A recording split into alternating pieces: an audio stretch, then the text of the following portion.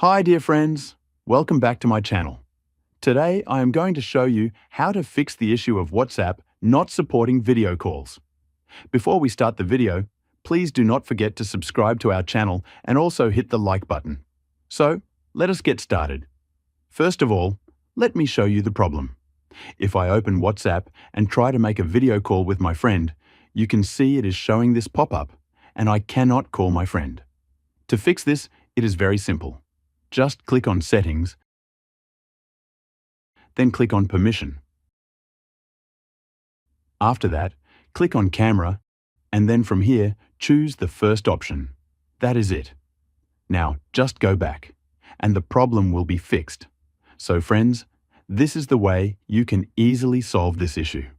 If you found this video helpful, please do not forget to subscribe to our channel. Thank you for watching this video.